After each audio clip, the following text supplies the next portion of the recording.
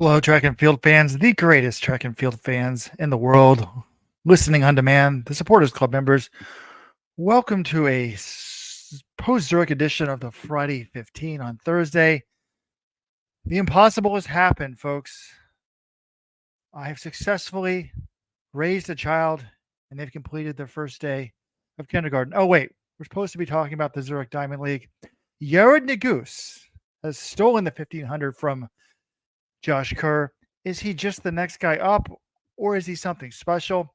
Hey, he impressed me in his loss today. A second Diamond League for Negus, an American this year. Super impressive. Yomov Kajelcha has destroyed the 5,000 as Grant Fisher impressed with a 12:54. Yavi over Chepkoech in the steeple yet again. Laura Muir with a surprising win in 800. Karsten Warholm has gotten beat.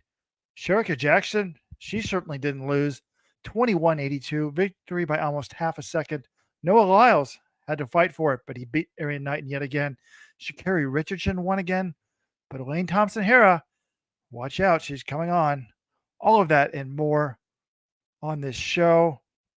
You're really getting what you wanted, folks. This could be a solo Rojo show. I don't see my genetic equal anywhere. I don't see Jonathan Galtz anywhere. Intern Alex, Steve, web guy Eric. It's just me. Good news is I haven't drank anything. Maybe I should start. But Wetlklasse Zurich is always one of the top diamond leagues. I know it was only 4 days after Worlds, but I thoroughly enjoyed this one. It was a lot of fun and packed crowd. Jonathan Galtz should be joining us at the end of the show. He's in Zurich.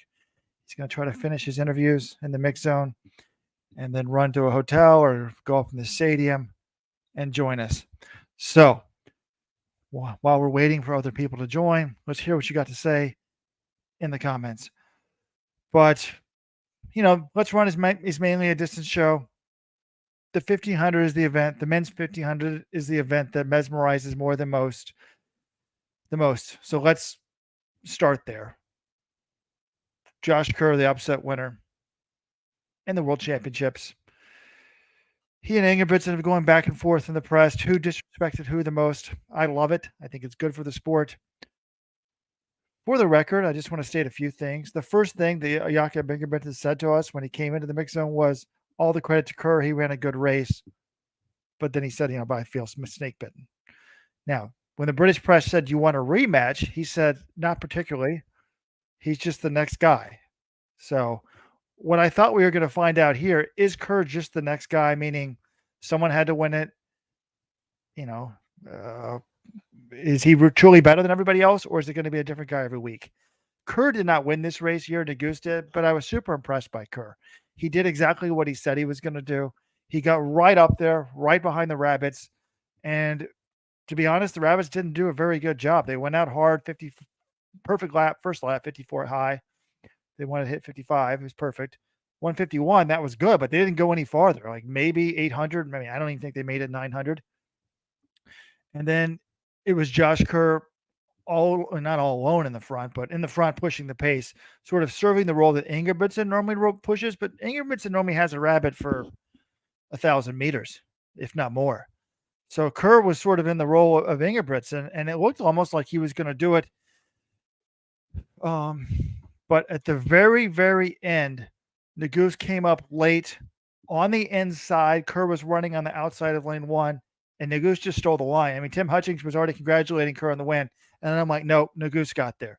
So coaching rule here, folks, don't ever leave the middle of lane 1. Don't ever do it. If you're in the lead coming off the turn, don't do it. You think you're making people move wide, someone's going to come up the inside. Josh Kerr lost this race because he left the middle of lane 1. He was just on the outside of lane 1, and Negus timed that thing perfectly. Fabulous. The win goes to Negus. But to be honest, I was super impressed by Kerr.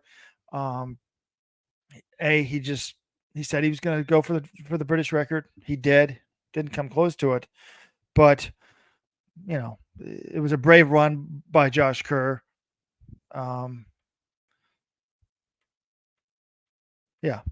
Looks like we are now joined by Weldon Johnson. Weldon, I know Josh lost this and you had won it, but to me, this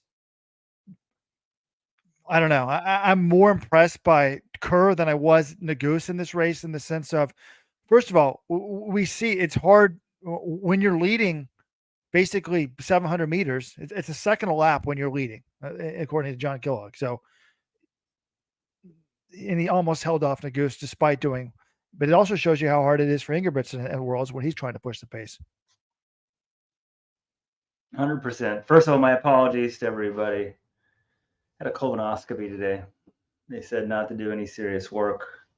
I may be under the influence. Apparently so. It took me about 20 minutes here to get my computer fired up and working properly.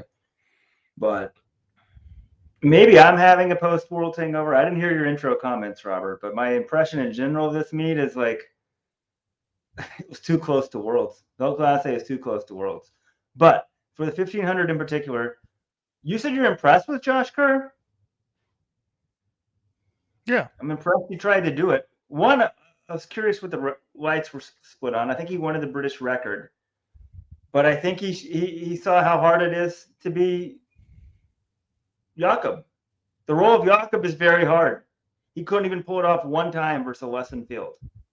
What Jakob does, people say, oh, Jakob's not that fit this year, blah, blah, blah. Jakob is super fit this year. It makes what Josh Kerr did at Worlds even more impressive. But what Jakob does every damn week out, we should give him more credit for.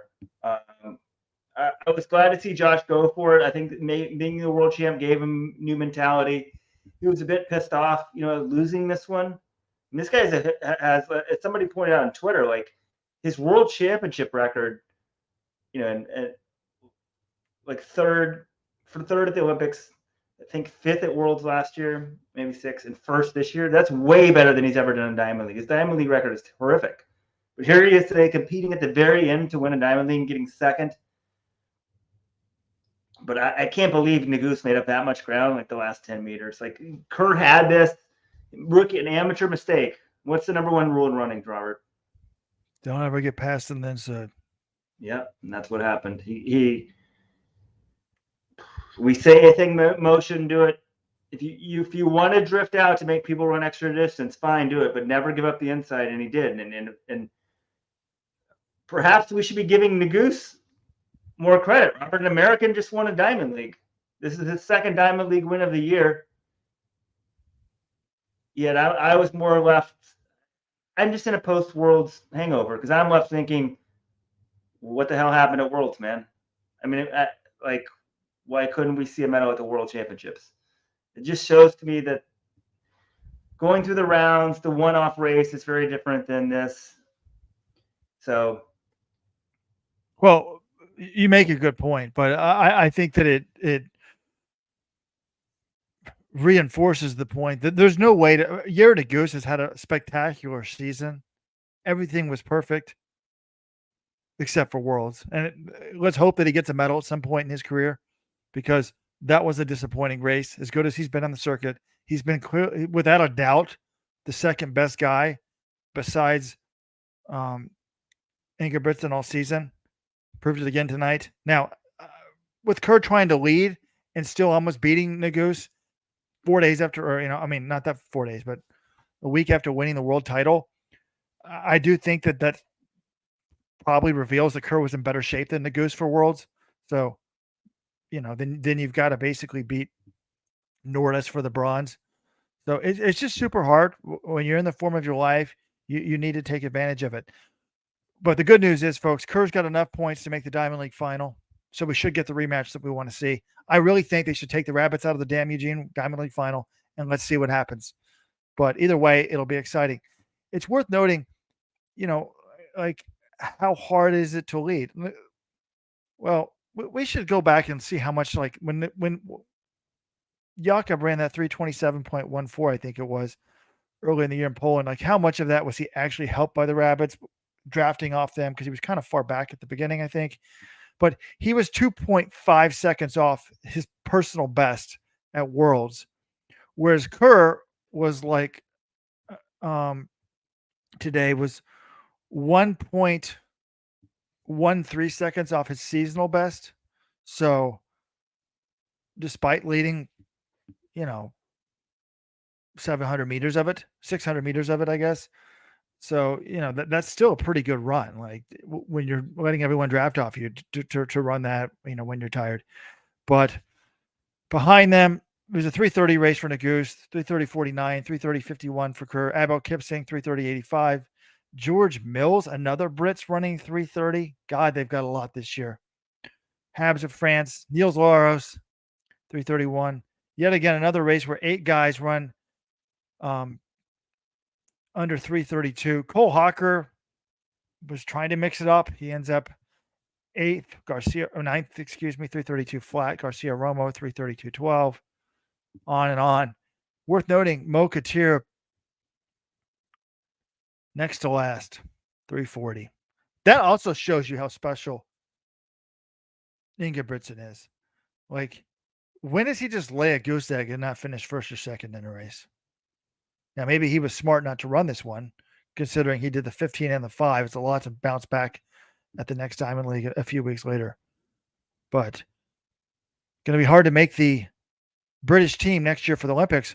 I'd love to know their selection criteria. Any Brits that are listening live, as the reigning or as world champions, will Kerr get an automatic bye into the Olympics? What about Whiteman? Gorley just made the final. Like, are those two guys guaranteed as long as they just show some fitness, or does Whiteman have to fight it out? Like, that's really could be advantageous to have wild card into your back pocket. So, anyways, Robert, they may make Kerr fight it out too. I think they historically, I think one discretionary place. But there's no bye for them next year, right? At Worlds in 2025, Kerr's automatically in. But God, the talent in British mid-distance running all of a sudden on the men's side is so good. It's pretty good. No, but there was something this year about Kerr getting a bye as an Olympic medalist. He automatically had a bye into Worlds as long as he ran the British trials and had the standard. So I'm assuming that's going to be the case for him next year, particularly as a world champion. But it'll be interesting to see if that applies to Whiteman, because he's been injured this year. I imagine there's probably some rule allowing a Olympic medalist or world champion, that those should be considered the same. But that's going to make it tough for Neil Gorley, because there's a lot of good British guys. I mean, it's crazy how many Brits. Gorley's run 3:30.60. Elliot Giles 3:30. So this is the 4th Brit to run 3:30 this year. Plus Matthew Stonier's run 3:31.30. Wow. So, anyways, I'd like to make a point here. I should probably save this for the Tuesday podcast because much more people do listen to that. But there was a thread on the message board about why is everybody obsessed with Jakob Ingebrigtsen, particularly on Let'sRun.com. And the answer is simple. The site is a distance-oriented website, predominantly visited. I mean, we have a worldwide audience, actually a huge turnout from Jamaica during Worlds. Shout out to all my Jamaican brothers and sisters. But the number one key aspect of the audience would be males from North America who are into distance running. And then you'd probably have a lot from Britain, Australia, etc. Ingebrigtsen, like, he represents what all of us dreamed of being, like a world beater who's not born in Africa. And the reality is, before last year, the last time someone won a world championship in the 1500 or 5000 at Worlds that was not born in Africa, you had to go all the way back to 1983, the very first Worlds. So for 40 years, people like you and me, Weldon, we had no shot. It wasn't happening. And then this boy wonder comes up, the youngest sub-4 boy. We've seen him rise to the ranks. Could he possibly break through? And he did it at the Olympics. And then, wins the 5,000 at the Worlds and 5,000 again. And now we've had 2 years in a row of a Brit winning the 1,500, which again had not happened since 1983 that a European had won that event. So someone not born in Africa. It's just wild to think about. And Chris Lear, my good college buddy, author of Running with the Buffaloes, when I was hanging out with him on a little vacation the other day, he said, "What happened to all the Kenyans? What happened to all the Africans? They're not any good anymore." And I was going through that men's 1500 meter list, look at the world championship list. And I don't know, like you look back up and is the answer, they just cleaned out the dopers. Like look at the world champion list in the men's 1500 over the years. I don't want to get sued for libel, but I'd say the vast majority of those names were on the sauce. I mean, a lot of them were convicted of doping, but I'm going to pull up the list. 1500 and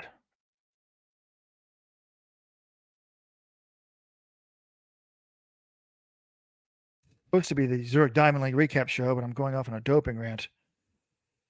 I'm just going to go through some names. So Scream Steve Cram won in 83. I'm just going to say names, nothing else. Abde Bile, Nordine Morsely, Garouche. Morsely won 3. El Garouche won 4. Ramsey won 1. He was popped. Bernard Agat wasn't popped, but he was provisionally suspended for an A sample. Kamel Bahrain. Kiprop won 3. He was popped. Manigoy won 1. He was popped. Chariot's won 1. He's never been popped, but he trained with Manigoy, Whiteman, and Kerr. So, anyways, that's just my thoughts on the men's 1500 today. It'll be interesting to look at the Kenyan performances recently versus a couple years ago. I think we need to do some statistical analysis. When a lot of people are moving to the marathon, that's one possible explanation. In this list of people, you are missing 2 Olympic champions. Fermin Cacho and Matthew Centrowitz did win the Olympics in that time period. But you're right, World Championships, a non-African runner hadn't run that long. Right. And to be honest, let's be honest. And also the age thing, this whole family, there was a show about them, 17-year-olds can't run that fast. Well, there's no doubt this kid is doing it. So it's very relatable for everybody here. So I guess the big winner from Zurich, Jakob Ingebrigtsen, everyone. All right, that's the show. Wrapping up. But a few things about that. First of all, Centrowitz's coach, when he won the Olympic gold, has been banned for life from the sport. And there's a lot of questions about the Spanish, but you make a decent point. So, anyways, I can't wait for the Kerr Ingebrigtsen rematch in Eugene. Let's go to the men's 5,000. I was picking up my son from the first day of kindergarten. I was in the line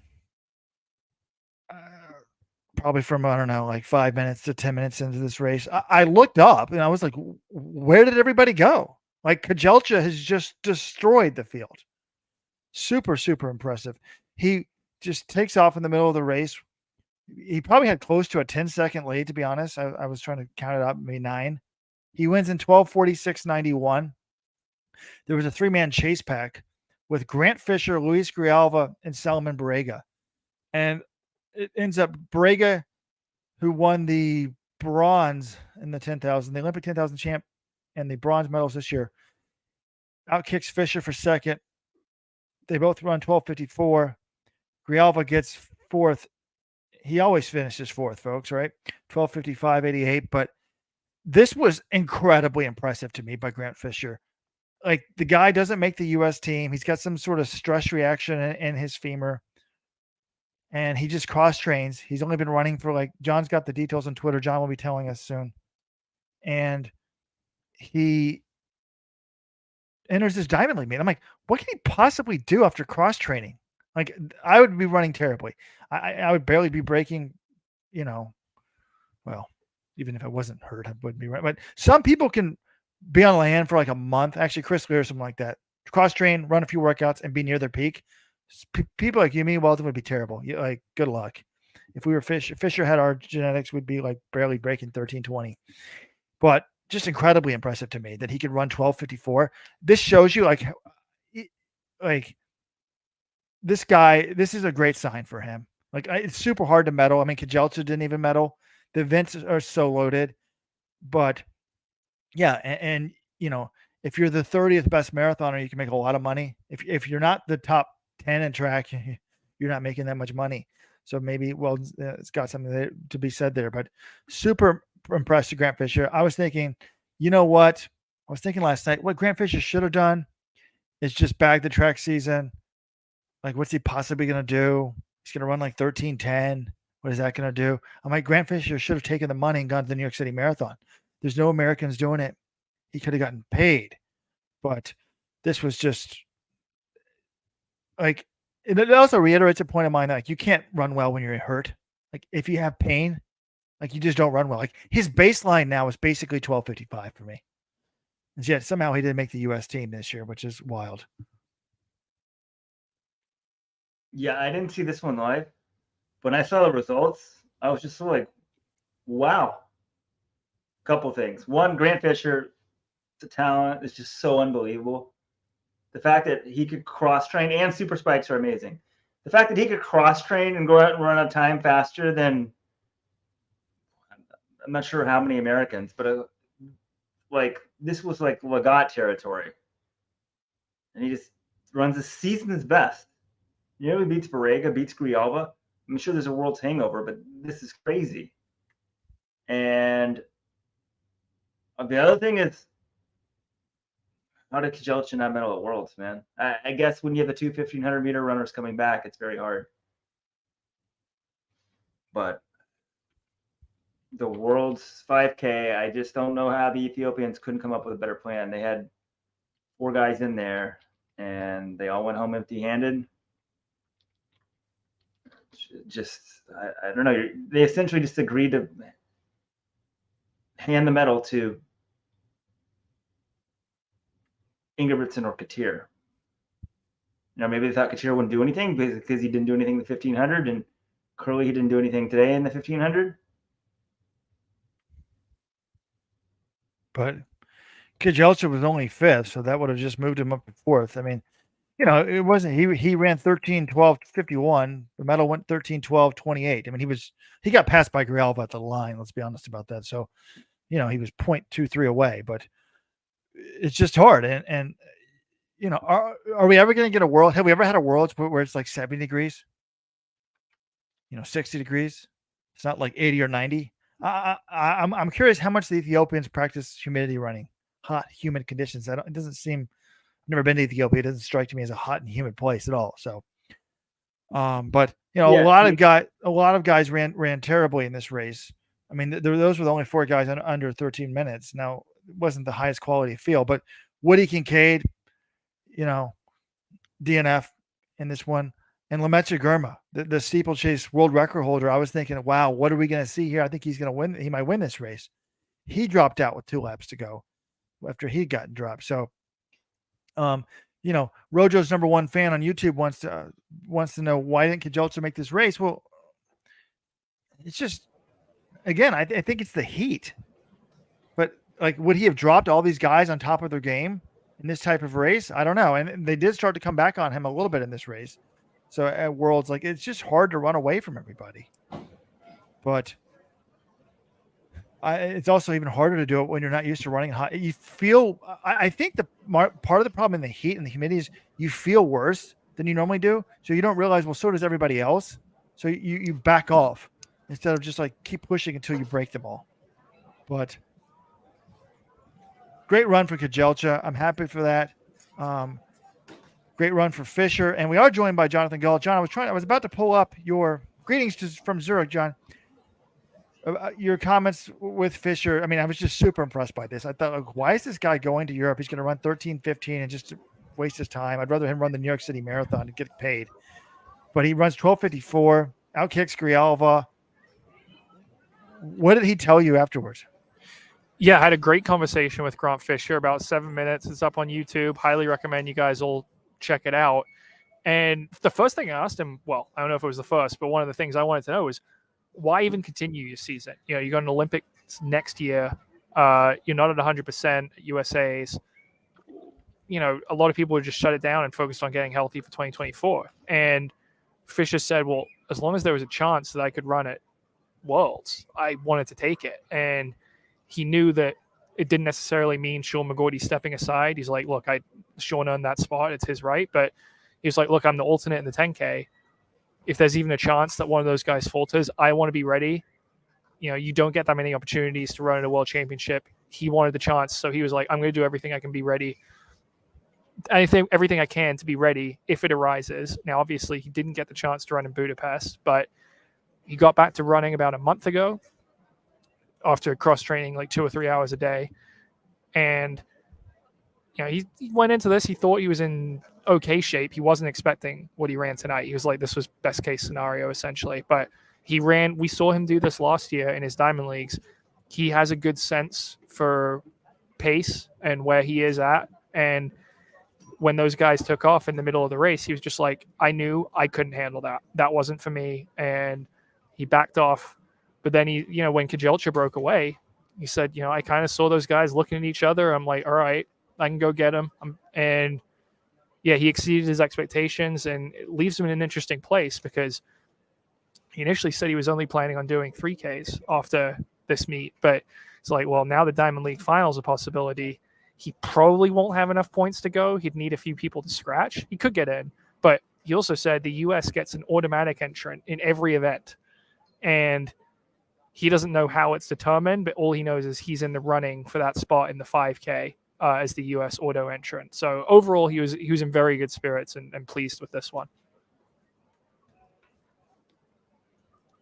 Well, right now, John, looking at it, he's 12th. How many guys do they take?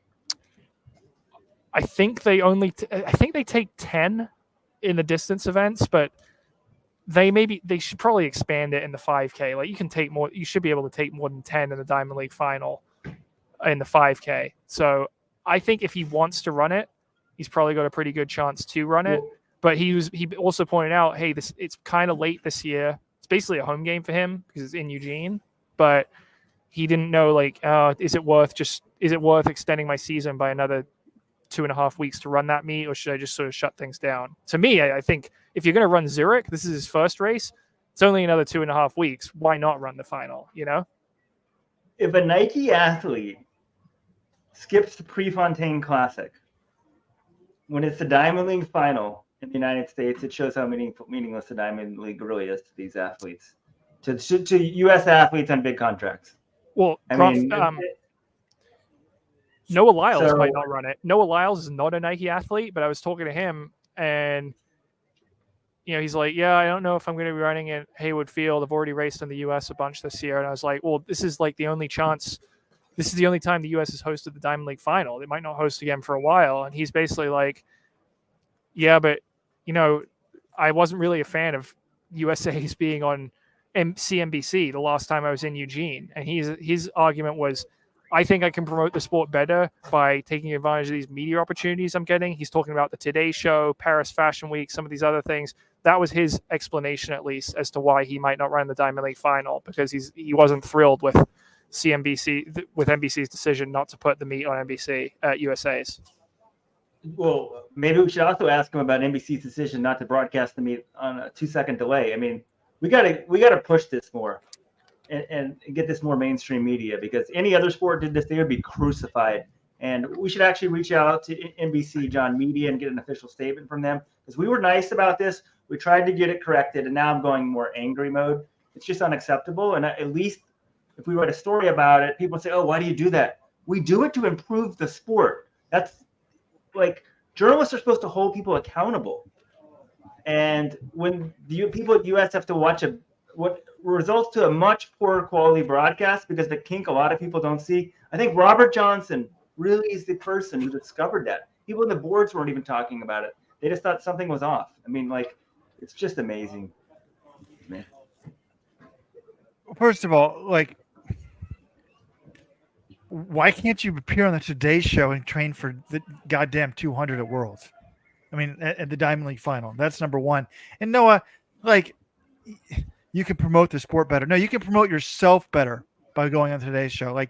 Do both. Come on. And if he's going to take the high horse on CNBC, I didn't see him take the high horse when Peacock, the same company, decided to do a documentary film on him. He was happy when they decided, oh, okay, we're going to do a feature on him. If he was so opposed to their their coverage of track and field. He should have said, no thanks, unless you're broadcasting the meet live, you can't do a feature on me. I'm going to go to Amazon streaming and let them feature on me.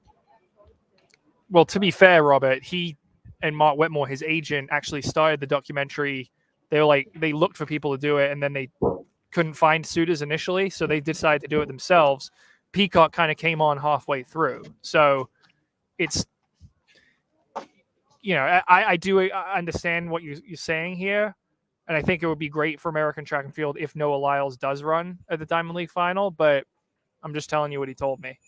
Well, I understand why he doesn't want to run, because he was not that far up on Arian Knighton, the guy that I've predicted to win the 2024 Olympic title. He only beat him by 0.07 here. He's probably past his peak. Knighton's starting to smell like a shark. It smells that blood. And to be honest, I don't think the mental block of losing all the time to him means that much, but it wouldn't shock me that if they do extend it 2 more weeks, that Knighton's the winner. But I would love to see Noah run the Diamond League final. But, it's like these guys that are making millions of dollars a year, $30,000, which is the Diamond League prize money, doesn't mean anything to them. It's $10,000 for first at the regular Diamond League. That barely means anything. And I remember asked a couple years ago, asking someone like, why doesn't Grant Holloway run these meets? And hurdlers do run a lot of meets, but someone's like, dude, he's making like north of 750. Like 10 grand means nothing to him. Like he's just going to do what he wants to do. And there's nothing we can do about it. So it was a close 200.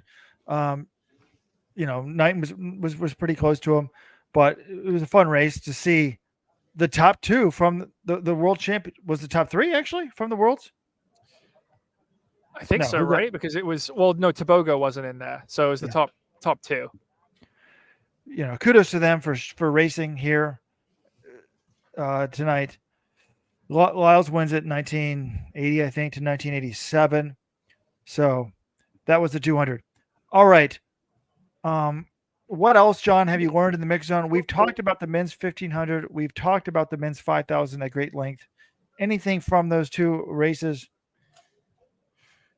Yeah, I talked to Josh Kerr and Yara Nagus, and Kerr essentially said he was going for the British record. That's why he went out hard. I was like, okay, interesting decision, given that he won Worlds like a week ago. And I guess it was a little over a week ago, but I feel like most events we didn't see particularly fast times. It was great, apart from the 5K, obviously, but the conditions were really good for distance running. But it's a lot to ask them to come back so soon after Worlds and run fast again. And I was kind of thinking like, the best shot to take a run at the British record maybe is a week from now. But look, Kerr, he qualified for the Diamond League final. He gave it a good run. He essentially said, when the pacer kind of stepped off right after 800, he was like, oh, this could be a problem. He had to lead. He kind of realized what it's like to be Jakob Ingebrigtsen over that last 2 laps, because he was the one forced with leading the whole time. And, he also said he was a short interview because he was feeling kind of like he might have to throw up or something afterwards. But he also said, I looked around, I kind of knew people were coming for me. I should have shut the door on Nagus, which I watched that race back, and Kerr is doing a great job of hugging the rail around the final turn. And then Kipsang goes on his outside. If he had just stayed right on lane 1 the whole final 100, I don't think Nagus has the room to pass him. But he let that gap form. Nagus took advantage. Nagus ran it smart. He said 100 to go. I saw Kipsang right there. I thought he was going to go wide. I didn't think it was going to serve me to go even wider. I just kind of stayed on the inside and hoped that the rail opened up. And as it often does, the rail did open up. Nagus took advantage with a great move at the very end. But to me, I think Kerr could, even though Kerr was running out of steam, I think he could have won this race if he just protected the rail. 100%, John. One thing you're saying, you rewatch the race. If you rewatch the race, Kerr even looks to his inside inside of the final 50 meters and didn't see him. And then he keeps coming. And it's amazing that you could sneak by. He did it so quickly before the finish that almost Kerr wouldn't try to beat him. It was so quick. It was like the perfect sneak attack. But we alluded to this earlier, but we didn't say it. Yara Nagus, Robert and I's take was like, okay, there's a post-World hangover. We should give Nagus more credit for winning this one. Showed how hard Jakob's job is. But, let's give this guy some credit. He had never run a Diamond League until this year. Here's his finishes: second, third, first. Oh, Weldon, I'm 100% agreement with you. This is the greatest season ever by a male American miler on the Diamond League. And it's not even close, frankly. Naguse has 2 wins this year in his last 2 races. Every other American miler ever in the history of the Diamond League on the men's side has 1. That's Leo Manzano. So add in a second in Rabat and third in Oslo. He's been absolutely phenomenal, super consistent. It's a bummer for him that in the most important race of the year, he was only 5th because he was against almost all of those guys were in this race today. Many of them were in that race in London. He beat Nordas in London. So from that perspective, it's a little disappointing, but it's on the Diamond League, Naguse has been consistently incredible. 2 wins in the last 2 races. It's really, really good. It can't be understated how impressive it is for an American to do that. I was pretty critical of Naguse's run at Worlds. I just said earlier in the show, John, that he's got to be an amazing season, but that was the fact that he better hope that he medals. But for the record, he ran faster at Worlds than he did today. 330.25 versus 330.49. It's just, these are a lot of good guys, and you better bring your A game. One thing that struck me about Naguse is he looks, and I should start doing some of these YouTube videos where I get out my pen and analyze the tactics. I don't know how coordinated this guy is. Like, well, at one point, like with like 450 to go or one of the turns, like he just looks awkward, like running around the guys. He was like way wide. He doesn't seem like, Webb could never run in a pack. I don't know. He seems to kind of have a bigger leg kick maybe, but searching for answers here. So yeah. And you didn't happen to speak in Amharic to Germa, John, did you? For about 10 minutes. Yeah, it was awesome. He was very open, and no, I didn't get to talk to Germa. I didn't get to talk to Kajelcha either. For that reason, though, I think Kajelcha has at least limited English. No, I mean Germa, it's weird. Like, I was disappointed. I was expecting this guy to win. He won in Doha earlier this year in the 3,000, beating some really top guys. He was kind of up there for a little while. So for him to drop out, look how many DNFs we had tonight. You had the Pacers, but you also had Germa, Kincaid, Almgren. I don't know if Mohamed Abdullahi or Mike Foppen were also pacing, but we had 9 finishes, and including the Rabbits, 7 DNFs.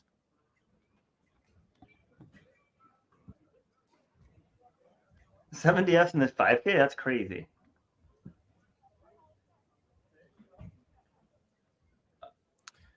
John, one thing here, looking at the Diamond League standings. Joshua Cheptegei and Jacob Kiplimo are both on the list ahead of Joe Klecker, who's in 11th, and Grant Fisher in 12th. So they will both be in on points. So if the Americans want to run the Diamond League final, I don't know what's in Brussels. There is one more Diamond League in Brussels, so there might be a 5K there. Could change the point standings. Let me check that real quick. Because also in Brussels originally was slated for a 1,500. On the Diamond League points, there's a 1,500. John, is it that Brussels is where we're going to have the 2K? Do you think that 2K was going to count in the 1,500 points for the Diamond League? It is. Okay, so then the points are not done here, and I wonder if they'll switch that back to 1,500 now that Jakob conceivably is not going to run that race. Yeah, well, we don't know about that. It depends how recovered Jakob is. I mean, he was supposed to run Zurich. I didn't think he'd run that with the turnaround, but he might be feeling better by, 9 days from now. There is no 5,000 on the men's side or 3,000 in Brussels. So those points are final in the men's 5K. It does look like Fisher will probably get in on points if he wants it. And yeah, there's another 15 next week, but Kerr is going to be in. 2K next week in Brussels. Kerr is going to be in. Naguse is obviously in. Jakob's in if he wants it. I would love to have a Jakob versus Kerr rematch in Eugene. I think that would be fantastic for the sport, and they're both qualified. Any U.S.-based runner that doesn't show up at Diamond League in Eugene is going to get it ripped by me, including Naguse. When his coach, they live in Eugene. Are you kidding me? To extend your season for 2 You mean weeks? Fisher? Yeah, Fisher. And Kerr is based on the West Coast. So come on, guys. Let's suck it up for another week. Did you talk to Woody Kincaid? A lot of people, SJ Gonder here wants to know.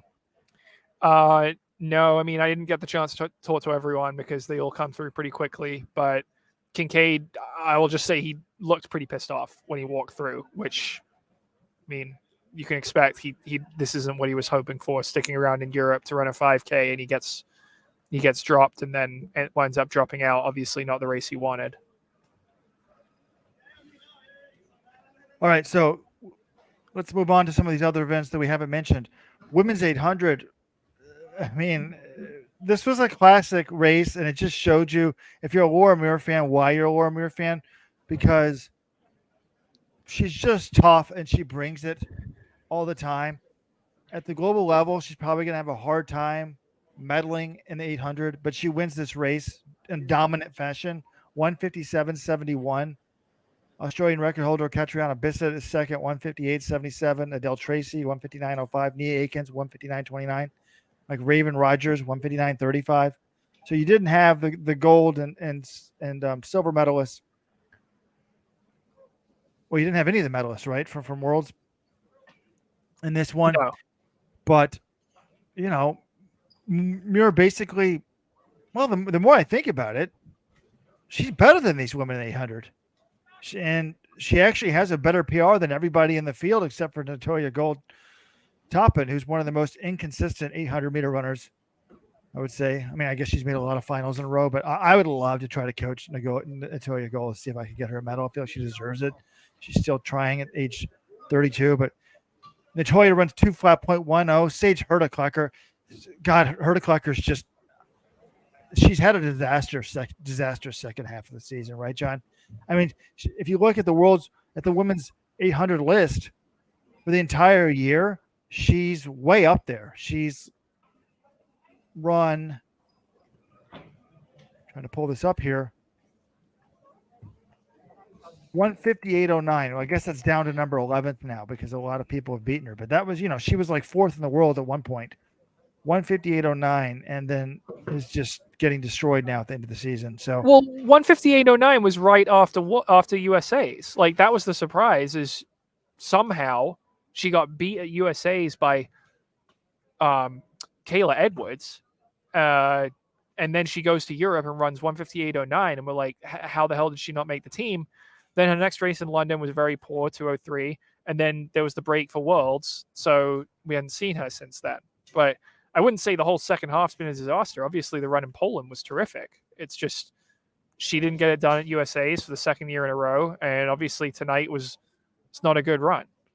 I know, but last year post-USA, she had a really good run and really was fueled by that disappointment. This year, it's gone the opposite direction, if anything. So, anyways, congrats to Laura Muir for the win there. Women's steeple, hey, if you watch the World Championship steeple final, you basically had a carbon copy of that. Yavi and Chipchikowicz battling it out, except this was much more interesting. Yavi goes by in the backstretch, and Chipchikowicz repeatedly tried to get it back and get the win. She tried to come back on her on the water jump. She tried to come back on her heading into the last barrier, but Yavi just said, no, I want the $10,000. I think it's $10,000 for first, $6,000 for second. Yavi got another win. Chipchikowicz second. But it was kind of a fun battle there over the last 300.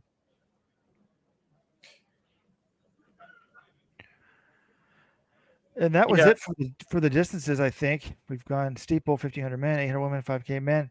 Robert, you're just going to ignore the Albanian record in 4th place in that steeple? That's in your wheelhouse.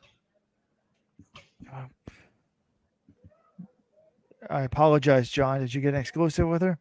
I should have, that's a missed opportunity by me. And I will just say one thing.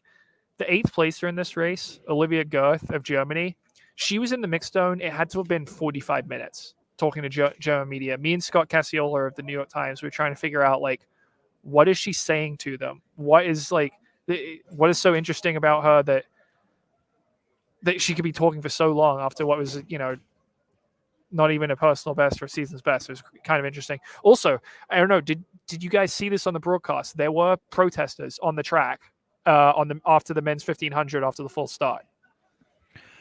No, they did a good job of not showing that. There was some booing, and they're like, why is the crowd booing? Because I thought they were booing because they were going to throw somebody out. I'm like, if they throw somebody out of the 1500 for a false start, I'm going to be mad.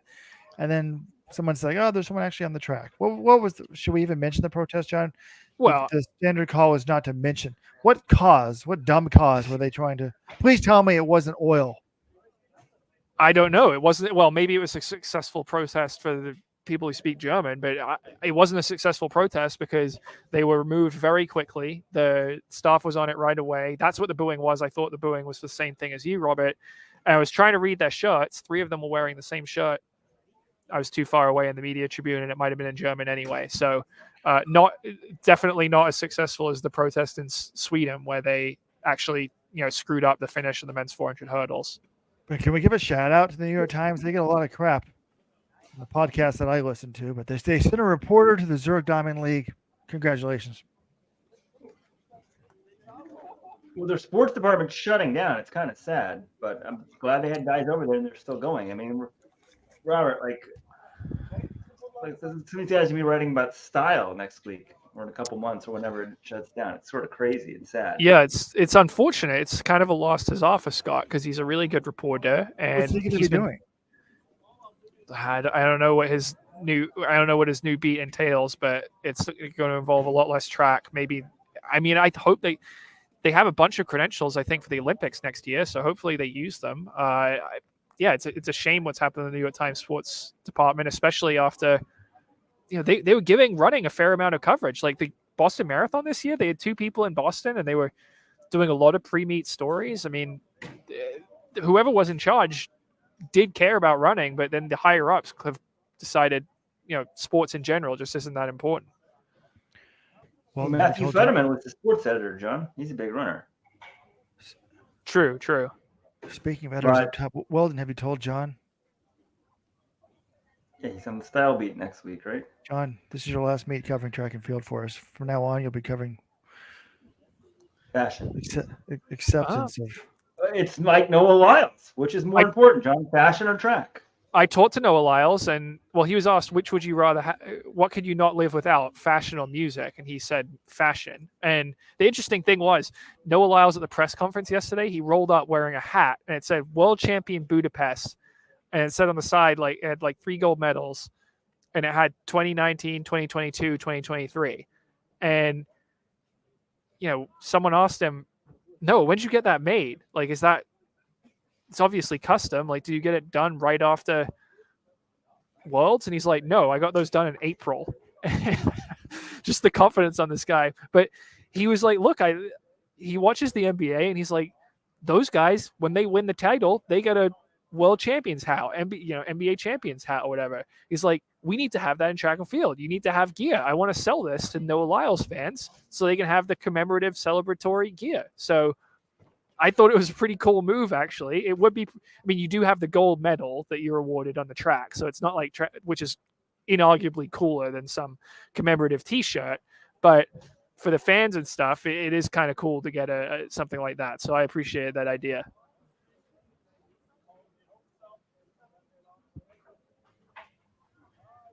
Noah's one guy thinks about constantly promoting the sport. Okay, this woman's steeple, my only other takeaway, Courtney Weymouth, another bad race. She's shown she can compete at this level, but she's shown she can't do it consistently, right? So stuff for her to work on next year. But all right, we've covered all the distance events. We've covered Noah Lyles. Okay. John, you're there. What are other takeaways from the meet? Usually this is the best one-day track meet in the world. I feel like this year, Zurich should never be this close to the world. It's not the last meet of the year. I had a lot of fun with it. Weldon's sick and had to have a colonoscopy today. The times weren't amazing, but they weren't going to be amazing with this heat. The stars showed up. Is the atmosphere amazing, John? Is it louder than it was in Budapest? Not quite as loud as in Budapest. It's a smaller stadium, but it was loud. It was very good. Budapest, you saw it was 90% full or 95% full on the big nights. This was 100% full. 25,000 seats. They said they've been sold out for 2 months, just like they said that was one of the earliest sellouts they've had for years. Again, I was impressed when I came here in 2017. I was super impressed tonight. After the meet, they had all the winners. They put them in cars. They played Diamonds Are Forever and had them drive around the track. All the fans stayed for that. Roger Federer was here and he spoke to the crowd after the meet.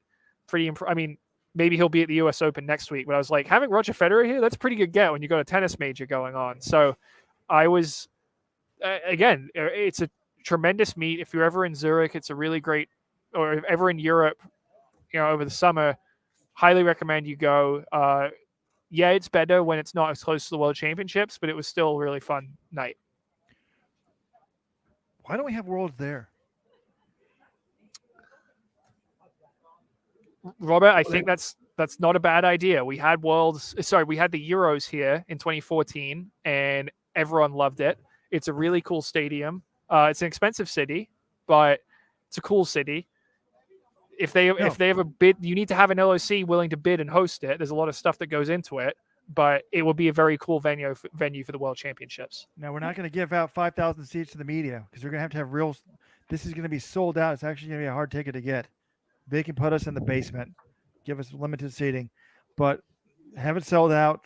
Make it a hard ticket to get, and it would be fun. The other place that I think they should have, I've always said this.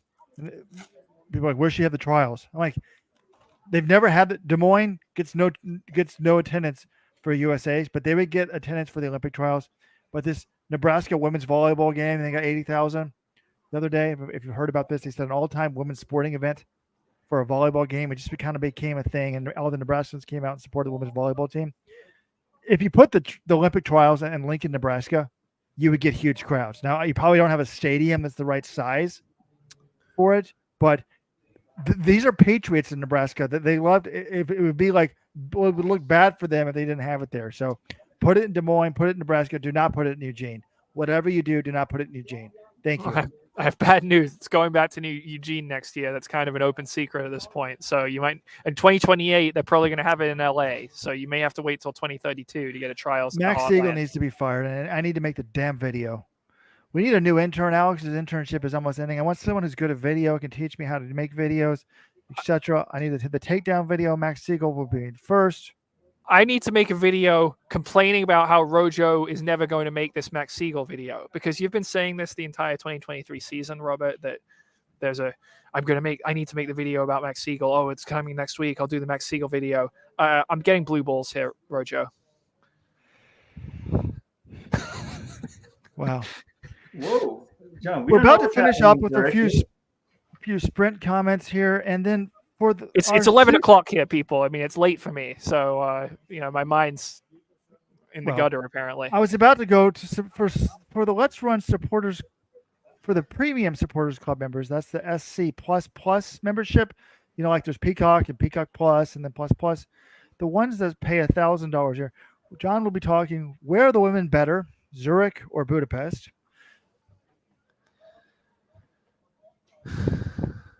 But that will be coming up. By the way, folks, Karsten Warholm lost today. Yeah, wait, did you guys talk about this? He hasn't lost a Diamond League race in over 5 years. And funny thing, it was the same track to the same guy, Kyron McMaster, almost 5 years to the day. It was August 30th, 2018. This is August 31st, 2023. The last one he lost by 0.02. This one he lost by 0.03. But it was interesting. I went up to talk to him in the mix zone, and he recognized me. He's like, "Oh, Mr. Gold." I was like, "Oh, hello." So I was like, "You got a minute for an interview?" And he said, "Well, yeah, for you I do." So we had an interview, and Warholm wasn't your name? Yeah, apparently. So he's buddies with intern Alex. So he probably, he's your intern Alex's friend. I guess so. Anyway, it was a nice interview. I mean, he was obviously disappointed to lose. He was just like, I knew I didn't feel that great. And, he's like, I'm a competitor though. I wanted to come out and try my best to win. He thought, because McMaster went out kind of hard, he was like, coming off hurdle 10, I thought he might have run out of gas and I could run him down, but they both fought hard. And, I like that Warholm's out here running. though I did ask, I was like, so you're going to do the Diamond League final? He's like, I don't know, I might, but it's a long travel for me, in Europe all the way to Eugene. So that's another star who's questionable for the Diamond League final. They got to up the prize money. What is it now, John? It used to be more, right? Didn't it? Didn't they slash it from like 60 grand to 40 grand? I think it used to be 40 grand for the Diamond League title, plus like another 10,000 for winning in the final. But now I think it's just 30,000 for winning in the final. So yeah, it has come down pretty drastically. I mean, inflation has been going up tremendously. This is crazy. Like, we should go back 15 years ago. That's something we need to do. Somebody chart this stuff for us. But okay, we got some questions. First of all, John, intern Carl is in this. Does intern Carl have a big job? Look at this right now. He looks very professional. He's got a microphone thing on, like Robert. And he says, "I'll teach you how to make videos, but it might violate my contract or I turn to let you run." What does anyone know what intern Carl's up to? Like, I thought he was in Green Bay, right? He's I was seeing him doing stuff on the Packers, NBC 26, official station of the Green Bay Packers. So he's got bigger fish to fry. Jordan Love, debut season. I mean, that's more than intern Carl. This is great. Maybe we should put intern Alex in touch with intern Carl, because intern Alex was asking me today, does anyone, I'm interested in career in sports journalism, maybe. I said, don't do it. I got to give you the Mark Wetmore thing. Don't do it, but I'll look around and ask around, pursue your passion if you want to. Sean Oda wants to say, where are the beanies, Robert? He promised Supporters Club members new beanies. When I was last visiting Weldon, it was like in May. We agreed on which beanies we were going to make, the design. It was going to be, we need to do that this week. It was based on your beanie that you have. So we need to send that to me. I forgot to write it down. And I was thinking about John, the hurdle you really need to learn how to hang out with is Dos Santos. I mean, I don't want to get too personal here, but he doesn't have a lot of hair like you do. And you said he's stylish. The girls are flocking to him. Like, he'll just give you a few pointers and that'll be it. John, you'll be like you'll be the Scott Van Pelt of track journalism. I don't know, Robert. I mean, first of all, I'm not supposed to pal around with the athletes. Second, I mean, some people are just cool. I'm not really very cool. Dos Santos, he's cool. He can dance. He's a world champion. He's an amazing athlete, Some people have it, some people don't. And I think he's got it. I don't know if you can teach that. Stephanie Ross, that's Texas Runner Girl. She's not a mom of twins. She wants to be our West Coast producer. Interesting. She's showing one twin in the picture, not both. I applaud that, Stephanie. You don't have to always show both twins. You can show one kid. Like, I have one daughter sometimes, one the other. My parents always tried to do it both of everything. So I'm glad you mentioned Warholm, because that was probably it was an interesting takeaway from this meet and a big surprise to open up. And while we're at it, I think maybe once intern Carl's got more experience with TV and that sort of stuff, Track needs to work on its production value. I think the Diamond League needs to sit down as an entity and think how they're doing this. They start the meet. They usually have about 2 minutes of introductions and promos, and then they throw the 400-meter hurdles up. It's not the best way to do it in my book. Back to the 400 hurdles for me, it's interesting, how we define success. I mean, obviously, when you win a race, it's successful, but sometimes you run better and don't win a race. And Cairo McMaster is the perfect example of that. He ran 47.08 in the Tokyo Olympics and didn't even medal. Now, it's probably the greatest track race in history, one of them. He ran 47.34 in Budapest and won the silver this year. So it could just be an interesting dichotomy there. All right, John, what's up next for you? I think you have China in 2 days, and then back to Brussels. What's up on tap for you? I think this phrase applies. I'm not sure you could pay me to go to China, to go cover that track meet. I've had a lot of track the last 2 weeks. It's been a lot of fun. But after I file my story from Zurich tonight, I'm going to enjoy relaxing a little bit. I don't even know if I'll watch Xiamen on Saturday. I'm hopping on a flight to England tomorrow. I'm going to go see Brighton and Hove Albion against Newcastle United on Saturday. Then I'm going to head back on Monday to the US, and it'll be time for football season. We've still got some great meets. We've got Brussels next week. I'll be in Eugene for the Diamond League final. I don't know if you got either of you guys coming with me. USA hosting the Diamond League final. I'm excited for that, but I am excited to exhale a little bit from the track and field world. What? Yeah, let me tell my wife. She's just outside the door. Are Italian vacations planned that week? I forgot to tell her and said I'll be flying to Eugene to cover a track. I thought you guys were kidding. There's a Chinese Diamond League on Saturday. Yeah, probably like 7 a.m. or something like that. Okay, too. I'm looking at the fields here. We have a women's 3,000 with Josette Andrews and Abby Nichols. Do I even know who Abby Nichols is, John? No, you don't. She's Hoka NAZ Elite Colorado alum. Okay. And then we have a men's 800 with the world champion, Marco Arop, Isaiah Hammers, Kim. That's actually pretty. Patterson. Wow, that's actually loaded. Sawinski, Manuel one. The men's 800 is looking good. Steeplechase, men's side, with El Pacale. But Gummer wishes he'd gone to China instead of this one, Isaac Updike. So, wow. And the women's 1500. Danny Jones, Emily Mackay. You're not exactly wowing me with these fields here, Robert. When the men's 800 is the highlight, maybe that's a clue that the meet isn't all that good. Well, I was only looking at distances. Somehow, who's Christy Schofield's agent? They got her into the Diamond League with a 4:10 PB. That's well, impressive. Christy Schofield paced Faith Kipyegon's mile world record, I think, so she might just be pacing. Okay. Well, we won't be doing a live show on Saturday, I don't think.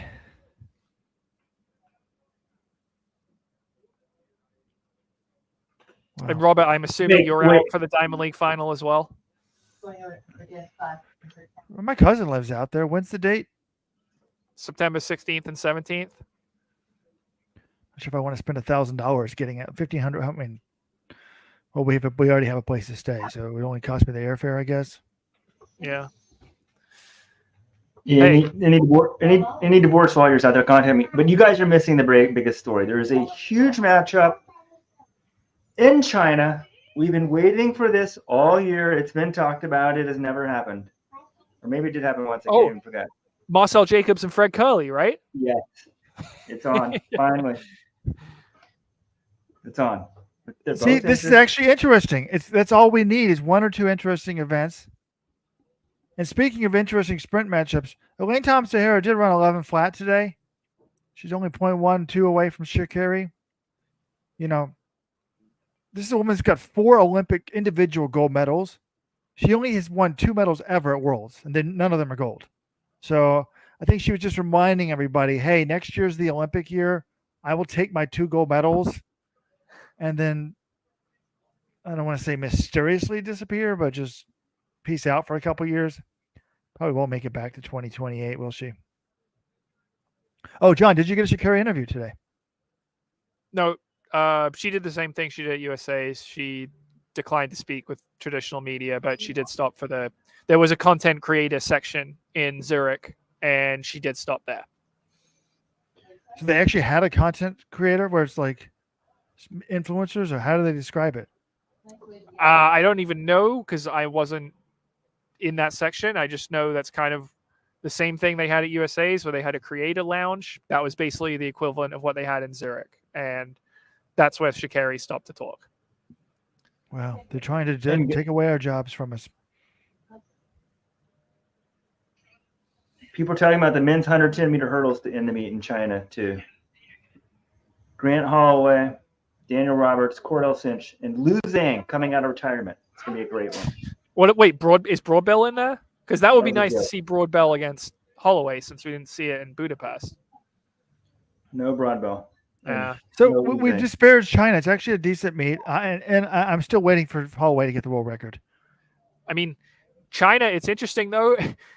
They signed on as the title sponsor of the Diamond League like 3 years ago, and the whole thing was Wanda signed on. Wanda's a Chinese company. They're like, all right, well, you're going to be getting 2 Diamond Leagues in China now. This is part of their investment. Then COVID hits, and China has the zero COVID policy. So there's 0 Diamond League meets in China in 2020, 0 in 2021, 0 in 2022. And then there was supposed to be one in Shanghai this year, and that got canceled as well. So this is fine. This is the meet that was very for a long time known as China 2. It was never given an official location. Then it was supposed to be Shenzhen, and then it got changed like a few weeks ago to Xiamen. And they tried to retcon it and basically act like this meet has been in Xiamen all along. Like I read the press release from April, and it's now saying like the Xiamen Diamond League is coming, in September, when it's supposed to be Shenzhen, and there was never an announcement. It was changing from Shenzhen to Xiamen, but they are finally getting their Diamond League after like 3 years of waiting. So good for China. Wait, they went back in the old press releases and changed the name? I think so, yeah. Because I looked at one in April. I'm like, I read this press release in April. It did not say Xiamen back then. Molly. This is great. Speaking of which, All right, John, I try to give Wanda, like I'll say the Wanda Diamond League or TCS New York City Marathon. I always make a point of at least once in the article giving sponsor credit. I've been doing this for years on Wanda. I have no idea what Wanda is. Do you know what Wanda is? I just looked it up, John. No. I still don't really even understand it, but it says that Wanda is a Chinese multinational conglomerate, is a private property developer and owner of the Wanda Cinemas and Hoyts Group. So I don't understand why they're doing this. Like, how does?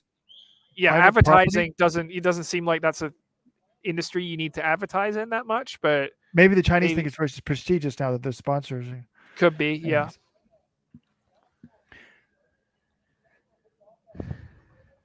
All right, John. Take out the Let's Run credit card. Any supporters club members who run into John, the drinks are on him. Well, up to American prices. Isn't Zurich really expensive? If a drink is over $20 for a beer, no. They got to pay over that. Well, there is a media reception at the hotel right now, and I get one free beer as part of that. So I may head over and grab one as I work on my final thoughts column from Zurich. But Thursday. And what about the Guillaume? Have you seen him? Guillaume Laurent, the 2-time defending Media 800 champion. Yeah, I think I saw him. Yeah. I had no idea he's the Media 800 guy. Tell him my own money. Okay. Yeah. I don't know how that helps things, but I guess it at least shows that you're aware of the debt. Maybe he'll buy you the drink. He's never even approached me for the money. Wait. He owes you money, is what you're saying. No, I owe him money. Then why would he buy me a drink? Just add to the debt? I don't know. All right. I apologize, Weldon, not using a mic today. All right, guys. Well, I think you sounded fine. Had a lot of fun. This is the Euro trip is coming to. You should have told me that at the beginning. I have a mic right here. It just wasn't turned on the whole time. Right. I had a colonoscopy. Clearly, stuff's not really working. Well, Robert, you should have told me at the beginning. Could have hit one button and it would have worked. I'm sorry you had to go through that, Weldon, but hopefully that's the last one. So great talking to you guys as always. Enjoyed the track. Thanks for sending me out here to Zurich. It was really fun. And I'll see you back stateside next week. No Friday 15 this week. This was it. So I'll see you guys stateside for the regular podcast next week. Until then, signing off.